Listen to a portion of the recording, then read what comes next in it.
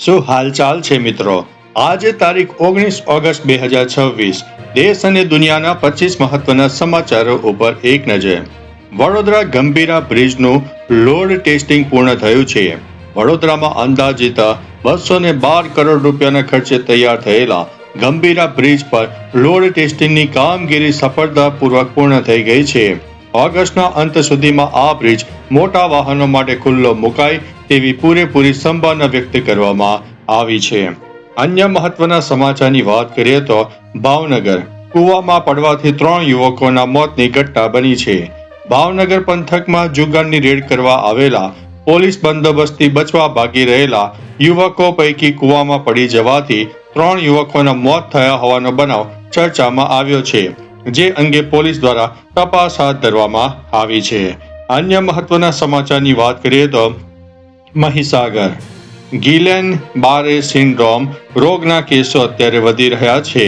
મહીસાગર જિલ્લામાં જીબીએસ રોગના વધુ 2 નવા કેસ સામે આવતા કુલ આંકડો 7 ઉપર પહોંચી ગયો છે.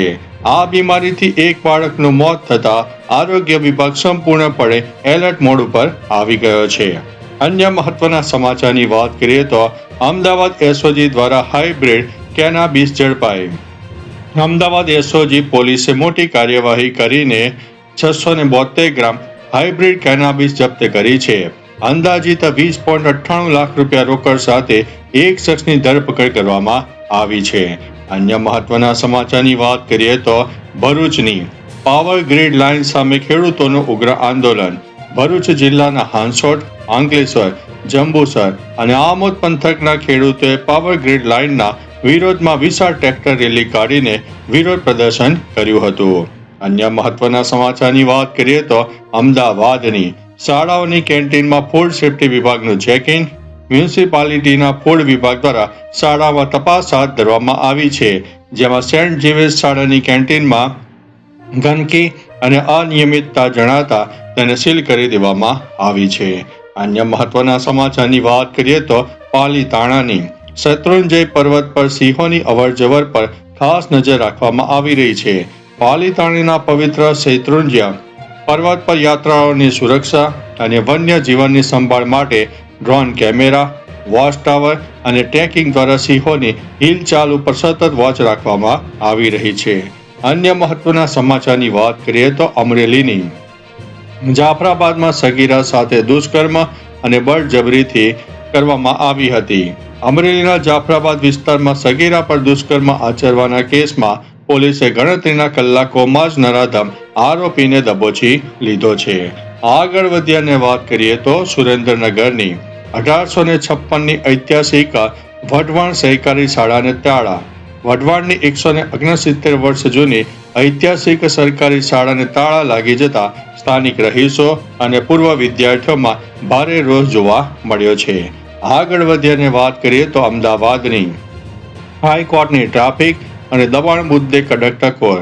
અમદાવાદ શહેરમાં વધતા જતા ટ્રાફિક અને ગેરકાયદેસર દબાણો બાબતે ગુજરાત હાઈકોર્ટે મ્યુનિસિપલ તંત્રને કડક નિર્દેશો આપીને તાત્કાલિક અસરકારક અમલવારી કરવા માટે ટકોર કરી છે. આગળ વધ્યાને વાત કરીએ તો અમદાવાદની હાઈકોર્ટની ટ્રાફિક અને દબાણ મુદ્દે કડક ટકોર. અમદાવાદ શહેરમાં વધતા જતા ટ્રાફિક અને ગેરકાયદેસર દબાણો બાબતે ગુજરાત હાઈકોર્ટે મ્યુનિસિપલ તંત્રને કડક નિર્દેશો આપવાની તાત્કાલિક અસરકારક અમલવારી કરવા માટે ટકોર કરી છે.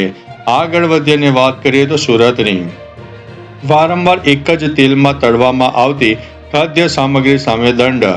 સુરતમાં ગ્રાહકોના સ્વાસ્થ્ય સાથે ચેડા કરતા વેપારીઓ સામે આરોગ્ય વિભાગે લાલ આંખ કરી છે. ટીપીસીનું પ્રમાણ નિયત મર્યાદા કરતાં વધુ મળતા ખાણીપીણીના વેપારીઓ સામે કાર્યવાહી કરવામાં આવી છે. આગળ વધ્યાને વાત કરીએ તો જૂનાગઢની નોકરીની લાલચ આપીને છેતરપિંડી આચરનાર પિતા પુત્ર ઝડપાયા છે. જૂનાગઢમાં લોકોને સરકારી કે અન્ય નોકરી અપાવવાની લાલચ આપીને લાખો રૂપિયાની ઠગાઈ કરનાર પિતા પુત્રને પોલીસે કોરા ચેક, નકલી સ્ટેમ્પ અને દૂધ ડેરીના સાહિત્ય સાથે ઝડપી પાડ્યા છે. આગળ વધ્યાને વાત કરીએ તો વડોદરાની ખાડા રાજ અને પ્રશાસન સામે નાગરિકોનો આક્રોશ. વડોદરા શહેરમાં ચોમાસા દરમિયાન બગડેલી રસ્તાઓની હાલત અને ખાડાઓના સામ્રાજ્યને લઈને મેયર દ્વારા અધિકારીઓ સામે ખુલ્લો અસંતોષ વ્યક્ત કરવામાં આવ્યો છે. અન્ય મહત્વના સમાચારની વાત કરીએ તો જામનગરની માતા પિતાના ભરણ પોષણ અંગે ઐતિહાસિક અદાલતી આદેશ. જામનગરની અદાલતે વૃદ્ધ માતાનું ભરણ પોષણ ન કરતા એક બેજવાબદાર પુત્રને દર મહિને 4,000 રૂપિયા ચૂકવવાનો સખત આદેશ કર્યો છે. અન્ય મહત્વના સમાચારની વાત કરીએ તો અરવલ્લીની શ્રાવણ માસ નિમિત્તે ઉત્કંઠેશ્વર મહાદેવ મંદિરે ભક્તોની ભીડ જોવા મળી. શ્રાવણ મહિનાના દિવસોમાં ગુજરાતના પ્રખ્યાત પ્રાચીન ઉત્કંઠેશ્વર મહાદેવ, જેમાં ખાસ કરીને ગુજરાતના કાશી વિશ્વનાથ તરીકે જાણીતા, તેમાં દૂર દૂરથી શ્રદ્ધાળુઓ દર્શનાર્થે ઉમટી પડ્યા છે. અન્ય મહત્વના સમાચારની વાત કરીએ તો અમદાવાદની આઈટીસી નર્મદા દ્વારા જર્ની ઓફ નર્મદા સાંસ્કૃતિક આહાર ઉત્સવનું આયોજન. અમદાવાદની પ્રખ્યાત હોટલ દ્વારા ગુજરાત, મધ્યપ્રદેશ અને મહારાષ્ટ્રની સંસ્કૃતિ અને ખાનપાનને ઉજાગર કરતો વિશેષ સાપ્તાહિક પ્રોગ્રામ યોજાયો હતો. અન્ય મહત્વના સમાચારની વાત કરીએ તો રાજકોટની સાયબર ક્રાઇમ અને ડિજિટલ ફ્રોડ સામે પોલીસનું જાગૃતિ અભિયાન. સોશિયલ મીડિયા અને ઓનલાઈન ટ્રાન્ઝેક્શનમાં વધતા જતા ફ્રોડને અટકાવવા માટે સાયબર ક્રાઇમ બ્રાન્ચ દ્વારા ખાસ હેલ્પલાઇન અને જાગૃતિ અભિયાન વેગવંતુ બનાવવામાં આવ્યું છે. અન્ય મહત્વના સમાચારની વાત કરીએ તો પંચમહાલની મોરવા હડપ પંથકમાં ભારે વરસાદી ઝાપટા જોવા મળ્યા. પંચમહાલ જિલ્લાના ગ્રામ્ય વિસ્તારોમાં અસહ્ય ઉકળાટ બાદ મેઘરાજાએ પુનઃ મહેર કરી હતી, જેનાથી ખેતી પાકને નવજીવન મળ્યું છે. અન્ય મહત્વના સમાચારની વાત કરીએ તો બનાસકાંઠાની સરહદી વિસ્તારમાં એજન્સીઓ દ્વારા સુરક્ષા વ્યવસ્થા સઘન કરવામાં આવી. બનાસકાંઠાના સરહદી અને સંવેદનશીલ વિસ્તારોમાં તંત્ર તથા સુરક્ષા એજન્સીઓ દ્વારા અસામાજિક તત્વો પર નજર રાખવા માટે સઘન ચેકિંગ હાથ ધરવામાં આવ્યું છે. અન્ય મહત્વના સમાચારની વાત કરીએ તો નવસારીની અંબિકા નદીના જળસ્તર પર તંત્રની નજર. દક્ષિણ ગુજરાતમાં પડી રહેલા છૂટાછવાયા વરસાદના પગલે નવસારીની અંબિકા અને પૂર્ણા નદીના જળસ્તર પર સિંચાઈ વિભાગ દ્વારા સતત મોનિટરિંગ રાખવામાં આવી રહ્યું છે. આગળ વધીએ અને વાત કરીએ તો ગાંધીનગરની રાજ્યભરમાં આગામી દિવસોમાં વરસાદી મિજાજ યથાવત રહેશે. હવામાન વિભાગની આગાહી મુજબ આગામી 23 ઓગસ્ટ સુધી ગુજરાતના જુદા જુદા 6 વિસ્તારોમાં વરસાદનું યલો એલર્ટ આપવામાં આવ્યું છે. આગળ વધીએ અને વાત કરીએ તો કચ્છની નલિયા અને આસપાસના વિસ્તારમાં પવનની ગતિ વધી. કચ્છ પંથકમાં દરિયાકાંઠાના વિસ્તારોમાં તેજ પવન ફૂંકાવાને કારણે માછીમારોને દરિયો ન ખેડવા માટેની વહીવટી તંત્ર દ્વારા સૂચના આપવામાં આવી છે.